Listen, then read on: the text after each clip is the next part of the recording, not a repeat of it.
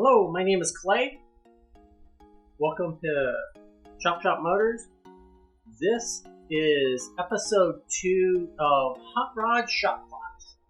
We're going to look at an ongoing expansion of what some of those maybe new to the hobby players might want to think about as they build out a toolbox that can allow them to play in the sport. Maybe it's so they can fix some of the projects they have, or maybe try it out for the first time. A starting point to have something to go to, like you pull it, or a place that you get parts at, a wrecking yard, a junk yard, whatever you want to call it.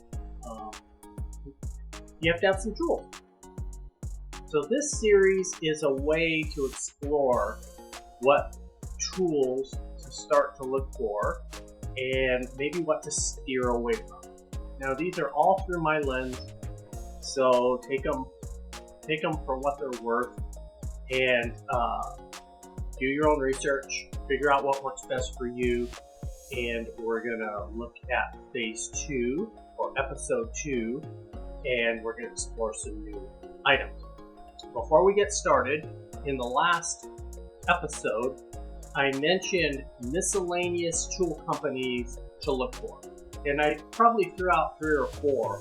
And as I thought about it, I realized that a little deeper dive into what companies to look for when you're at a swap meet or at looking at Facebook Marketplace, and another great place to look for tools or partial toolboxes or pieces, and you're going to want to know what it is to steer away from, or what it is that might just be worth pursuing.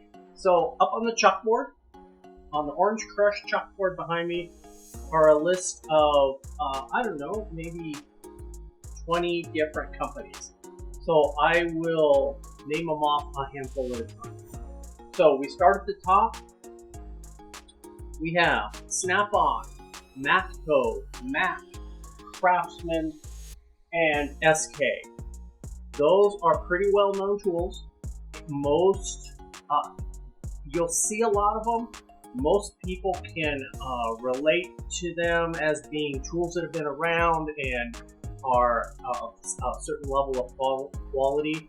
All of those tools are well-known brands, and I wouldn't be scared or concerned about any of them.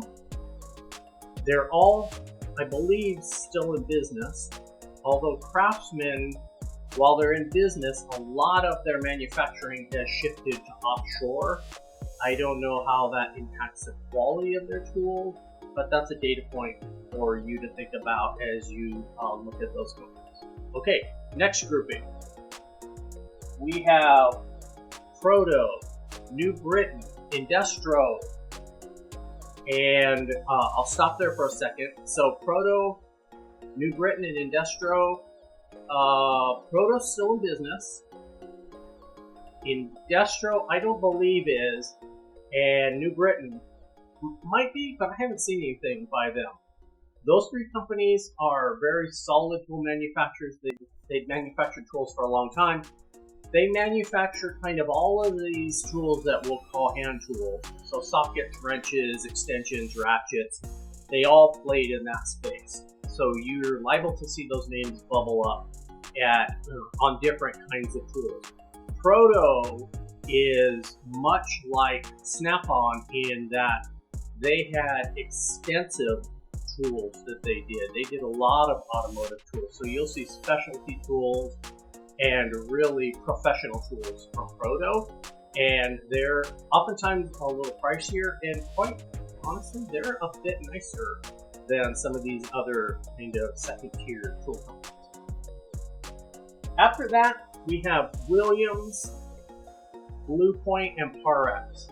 I clumped those together because all 3 of those companies are owned by Snap-on. So Williams has been around for a long, long time, and it's a good tool company, a good tool manufacturer. It is typically business to business. They usually sell to other businesses, so you don't see too many of them in, like, you didn't see them in store. You wouldn't have gone into a, maybe a Western Auto or something like that and seen those like Williams, but you would have seen them if you were a big manufacturing company being serviced by a big tool rep. So that's kind of their space.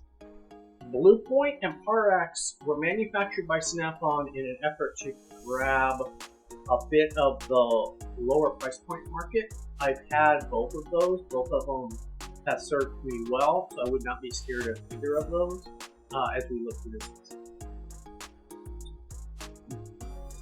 Bonnie, Blackhawk, and Thorson. Brand names in their at their time.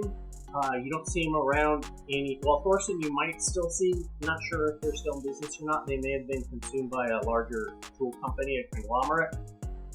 Bonnie probably long gone, and Blackhawk was again more of a large, big box tool seller kind of item. So you would see that Blackhawk sold in parts houses that were maybe not a Napa, but some other kind of parts house, maybe a small chain might sell Blackhawk. Okay, next grouping. Volchek and Herbrand. These are not common at all, but they were very common like in the 60s. So both good tools. When you see them, don't hesitate to step up to them. The bad part is if you wanted to build a set and it wasn't complete, it might be a little harder to find a Volchek 5/8 combination wrench if it wasn't already there. They're out there, it's just not as common. So Herbrand, another good tool company, and probably consumed by a larger conglomerate at some point. Then we have Crescent, which is produce all kinds of stuff, but they're known for their adjustable wrenches. That's where you get that slang Crescent wrench, because they really own the market of adjustable wrenches, and people still call them Crescent wrenches and refer to them. It's sort of the Kleenex brand of that particular item.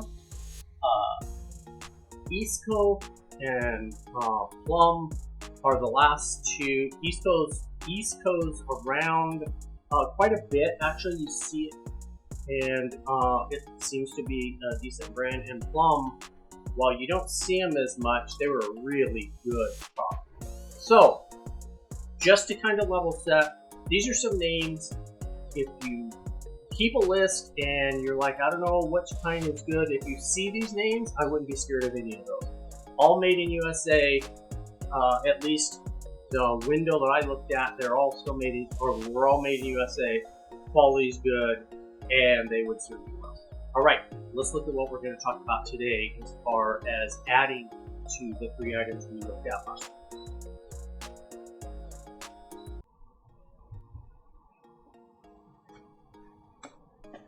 Time to look at the tools for episode 2 of Hot Rod Shop Class. So this episode is going to have quarter drive socket set, including deep, shallow, a ratchet, a couple extensions, and a nut driver handle. We're going to look at some kind of beating device. So what are we going to use for hammer? And then what do we address the miscellaneous pesky things that we need pliers for? So let's start with the socket set. So a quarter drive socket set is going to be essential for what you do. You will use these all the time. You will use these for all kinds of things. You'll get something at IKEA and you'll need to put it together. Now, what I'm going to show you is going to be American sizes, but everything here also comes in metric, and you can add that to your toolbox anytime you'd like, or you can even start out with metric if you, like I said before, if you're building something that is, not made in the United States. This set of sockets I bought used. It is Powercraft. So Powercraft, kind of see if I can get you to focus on that, hopefully. Powercraft is a company that was probably sold at places like Woolworths, Kmart, and kind of those 70s era big box stores. And it doesn't say made in USA, but my guess is these were made in USA. Now, I don't have the original packaging, and I'm not sure, but they don't have the look and feel of what the sockets look like that were made in Japan. They have a much different, cruder look to them, and they're before the era when we were importing manufacturing from China. So my guess is these were made in USA. This was an inexpensive set in its day. It was unbelievably cheap when I bought it. When you buy a set of sockets like this and it's kind of at a swap meet or a yard sale, or you can buy this stuff on eBay, sometimes it's just not cost effective by the time you ship it and everything for entry level tools, because you're really trying to be as frugal as possible. Oftentimes there are sockets missing though, so you want to pay attention to which sockets are missing, and do you have those spares, or are you going to keep your eye out for them? Either way, just good to have and pay attention to that. The other place that you can go to if you're missing a socket is a pawn shop. So it depends on kind of how the pawn shop functions, but oftentimes the pawn shops will, because tools are currency, pawn shops will have tools that they sell, and miscellaneous wrenches and sockets usually just get put in a big bin. So sometimes it's fun to go scavenging through the bin to find that one socket you need, and you'll pay $3 for it or something, and they're happy to get the money, and you're happy to have a complete socket. Just a thought. So Powercraft was what I came across. This happened to be mostly a set, only a few pieces missing. It came with two sockets that are on the end that are for square nuts. So you're not going to probably use those, would be my guess. Just be aware that the old sets did accommodate for that as an option. It came with a small quarter drive ratchet that is also branded Powercraft. It has a very fine detent to it, which I love. Very compact. It has the T-bar swivel on it. Unbelievably small ratcheting splines, and what makes that nice is that it's really smooth when you're in tight places. So a win all the way around. It also came with a little breaker bar. I'll be honest with you, I don't know that I've ever used the little breaker bar. I've got a couple of them in quarter drive sets, but it came with it, so it stays in the box. So you have a set of sockets, a ratchet, and you're gonna need mandatory that you have an extension, at least a 6-inch. This is a 6-inch Powercraft, which is nice when all of this stuff kind of ties together, and a 2-inch Powercraft. The interesting thing is that they aren't branded exactly the same. One has it on the shoulder up here, and one has it on the shaft. So a lot of times these companies, as things would change, you can kind of see they're made different. As designs would change, they wouldn't replace the other design. They would just continue to use them, because honestly, they didn't need to. It worked. So anyway, that's the little quarter drive set. You're gonna want a nut driver handle, Again, this is Powercraft. It will allow you to take those sockets and spin them on, spin nuts and little screws and stuff not much quicker. This set is essential when you're messing with old cars. If you're under the dash, you're going to need it. If you're going to you pull it, you're going to need it. If you're building something that you just bought at the store that you have to assemble, which is most everything anymore, you're going to need a quarter drive set. In my quarter drive set, I also put a small screwdriver. This is great for popping clips off. It's got a little magnet when you drop something. This one happens to be a snap-on, but honestly, you can get 3 or 4 of these for $10 on eBay, whatever flavor you want.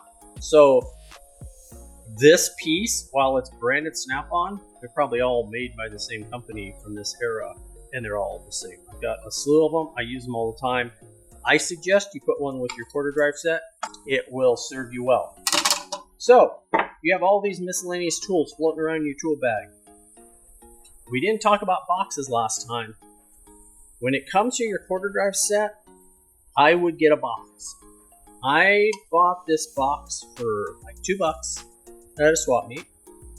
You see them from time to time at yard sales, swap meets. Sometimes you can get them on eBay super dirt cheap. Sometimes you can get 3 of them for like $7 plus shipping. These are unbelievably handy for doing stuff like this. Just get one that kind of looks like it's big enough to put all your stuff in and use it. They made these boxes during the 60s, 70s, probably into the 80s for all kinds of stuff. So this could have had tools in it, sure. It could have had some kind of toy in it. It could have had all kinds of stuff. I mean, I've seen them in all areas of what they put in it, but you don't really care. You're going to use it for your tools. So, a metal box for a couple bucks. Your tools, I think I bought these in different times as I assembled this set. I probably paid maybe $20 for the quarter drive set because it had all the other pieces with it. And I probably paid $15 for the deep sockets. They don't seem to be super expensive unless you have to have like Snap-on. If you're going to buy this set and you want this set that you're looking at right here to be Snap-on, you're probably going to spend, I don't know, $150 for that set. Maybe that's high, but if I'm not mistaken, it's about that. The deep sockets and the shallow sockets and the extensions and a ratchet, blah, blah, blah. They really are spending. So if you find this set at a yard sale and it's this much stuff and it's Snap-on or Matco or Mac and they want $30 for it or $35, that's a smoking deal. So that gives you a little insight into the quarter drive set. Now let's look at the next item that you're going to need in your toolbox. We're just trying to make it so you can have some fun on your project. The next thing you're going to need is a ball-peen hammer. Not a claw hammer, ball-peen hammer. I wouldn't even recommend a small sledgehammer. They make little hammers like this that look like a sledgehammer. A ball-peen hammer is the right tool to be messing with your car. So having the right tool is kind of part of the plan here. A ball-peen hammer like this, medium size. They make smaller ones. They absolutely make bigger ones. To start with, you just need one. Get one that's kind of medium. Again, if you're walking the yard sales, probably $2. It doesn't matter what company it is. A lot of times you can't even read what company it was manufactured by anymore, because oftentimes they put the name of the company on the handle. It's gone. If it was Craftsman or Snap-on or whatever, great. But it doesn't have to be. I don't know what company this is. It seems to work just fine. Check to make sure the handle's tight. You don't want to spend $2 on a ball-peen hammer and then have to spend $20 to put a handle on it. So just get the whole package all together. Okay, we've added the 4th thing, which was the socket set. 5th thing, which was the hammer. Now let's look at putting some pliers in your toolbox. The pliers are one of those things that you will use a lot more than you realize, and so you're going to need a couple simple options in the pliers department. There are all kinds of pliers you can get, and there are probably some that that almost made the list, like needle nose and things like that. But to begin with, you gotta start and stop somewhere as you start to build out phase 1 of your toolbox. So for this pass, I would say a pair of channel locks is essential. So a pair of channel locks will allow you to fit multiple things from big down to very small. They're not enormous, so you can get channel locks that are enormous. What you need are just some channel locks for 90% of what you're working on. This is a good place to start. This is a channel lock brand. They're not very expensive. They're made in USA. They're unbelievably reliable. You find them at swap meets. You find them at yard sales. You find them all over. Don't buy the really cheap ones. They're not worth it. They will slip. They'll jump. They'll pinch your hands. For the cost of these, even if you went and bought a brand new set that are all insulated, still unbelievably reasonable. So start with a nice pair of channel lock style pliers, and a couple different companies make them. Snap-on makes a good set. Craftsman makes a good set. Channel lock. I think every pair that I have that are this style in my toolbox, and I probably have 6 pair, are channel locks because they just work so good. Okay, channel locks, check. The next thing, as we get close to the end, you're going to need a pair of wire cutters, a pair of dikes. These are a no-name brand. I don't know where they came from. I mean, I know where they came from. I bought them in a pile of used tools when I was 17. So that's where they came from. Where they were manufactured, I do not know. When you buy a pair of used, especially pliers and things like that, you really want to look at the teeth. That's the tell. If the teeth are not beat up, they don't have big gaps where they've bitten down on something where maybe it was still an electrical wire and it arced a hole in it, or it was hardened and it broke the jaw. If it looks like they're still nice and relatively sharp and they come together where they meet, they're going to work fine for you. So I've had these forever. They float around lots of different toolboxes for different uses, and I've used them a bunch. They continue to have a place. So a pair of dikes, you're going to find these at a swap meet or a yard sale. You're going to pay $1 for them. So the plier selection at those kinds of places, really cheap. The last thing you're going to want to buy will be a pair of vice grips, because there'll be times where you need to hold something that maybe you don't have the right wrench for, or maybe something's rounded off, or you're holding things together so you can put a bolt in it. Vice grips have 101 uses, and you're going to want to have them in your toolbox to be able to leverage that. These are Irwin brand. So originally vice grips were made by Peterson, then Irwin bought them. They are, I'm sure, no longer made in USA. The old Peterson ones are actually made in USA, but they look exactly the same.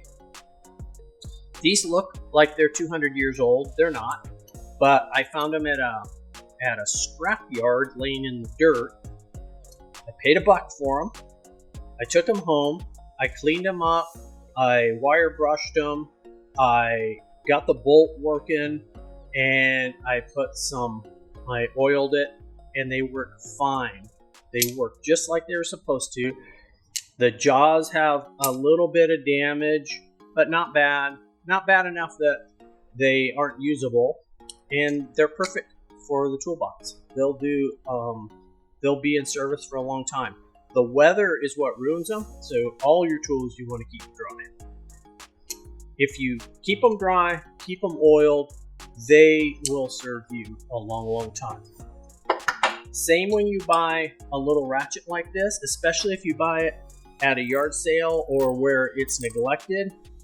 Sometimes they don't work super smooth. A little WD-40 and then some low viscosity oil to get them lubricated up, and they'll work just like butter. So don't be afraid of buying dirty tools. Just don't buy broken tools. That is the end of this session, session 2. You now will have a few more tools on your list that you can add to your toolbox. And next week, we'll look at some more what I will call basics in the toolbox to allow you to keep moving forward and do more and more things as you kind of step into having more fun and taking more control in the old car hobby. I'm Clay for Chop Shop Motors, and we'll see you on the next project.